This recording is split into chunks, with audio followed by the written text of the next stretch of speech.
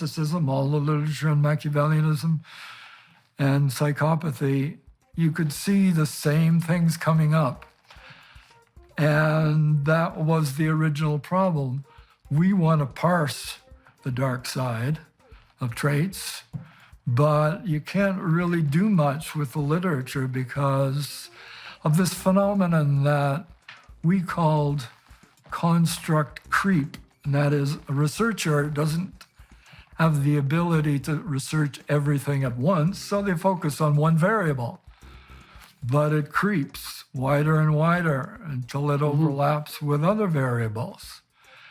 And that's a problem because you don't know which one you're actually studying when you put it into a research program. Which one is responsible for the action you're seeing? Right. Well, we want to talk about that in some more detail too, because I'd like to find out a bit more about how you feel. I know that the dark triad has morphed into the dark tetrad to some degree, and I'm also curious as to what you have to say about the overlap between the dark tetrad qualities and personality disorder categories, especially in the histrionic, antisocial, and narcissistic categories. Obviously, that shades into personality pathology.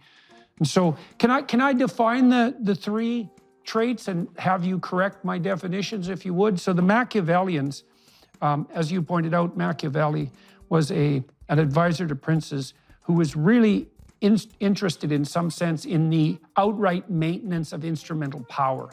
I wouldn't say he was driven by any intrinsic ethic. It was Machiavelli gave advices to princes who wanted to maintain their position by hook or by crook, let's say. So Machiavellians are willing to use manipulation to obtain their personal ends.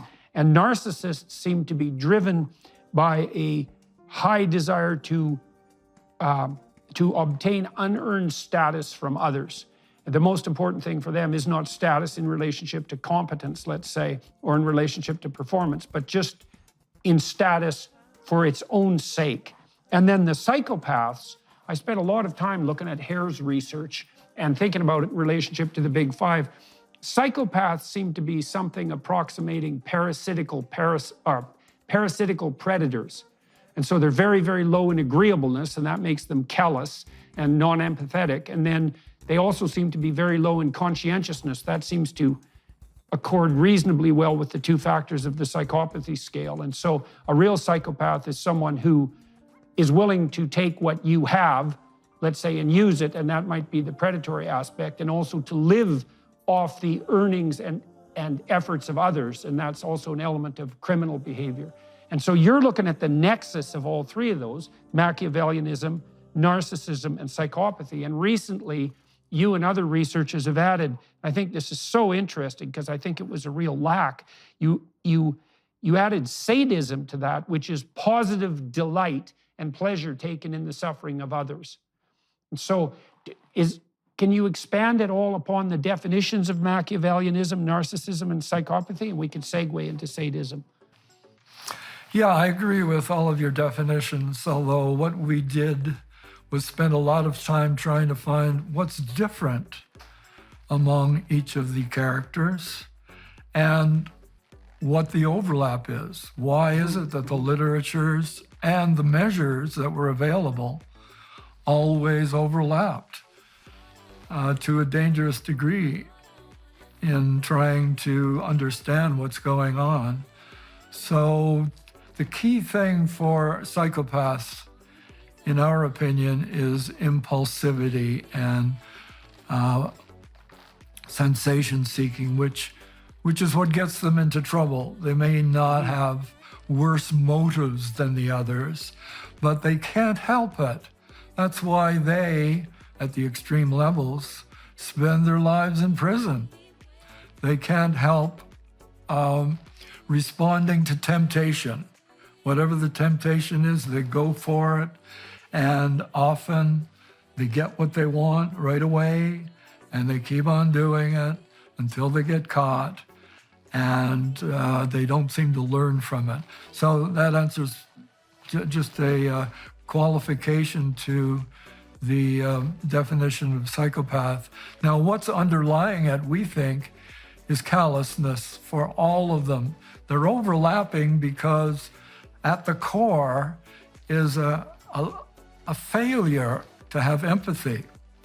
And if you have a deficit in empathy, it seems inevitable that you're going to exploit other people in one way or another, because you're not getting the feedback that people with empathy get in seeing other people suffer at your hands.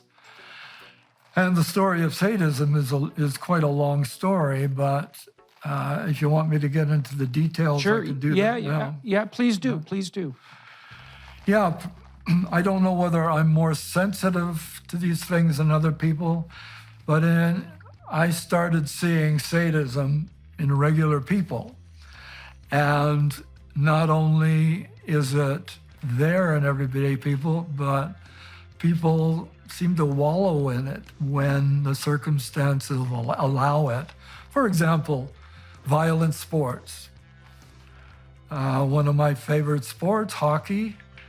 It's kind of pathetic watching a hockey game. The cheers are larger for the fights than for the goals. People love to see their fighter pummel the fighter of the other team, or pummel anyone. And the cheers that go up in a hockey stadium are incredible. And the cheers only stop when the victim falls to the ice and starts twitching. Then a hush follows over the crowd, showing the dual nature of positive and negative motivations that human beings have.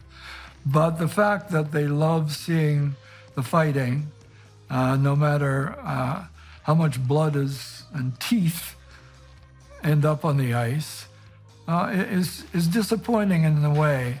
And we learned a long time ago from the Europeans, they don't have to do that to make hockey a wonderful sport. That was just one. But then watching the undergraduate students at UBC, University of British Columbia, what are they doing for fun? Well, if you'll recall, way back, they used to play these archive games. And there was some gentle ones, Pac-Man, Asteroids. I don't know if you remember those. But going down into the arcade, you see that people are gathered around one of the arcade games. And so I wandered over to see it. And it was something called Mortal Kombat, which by today's standards isn't that bad. But the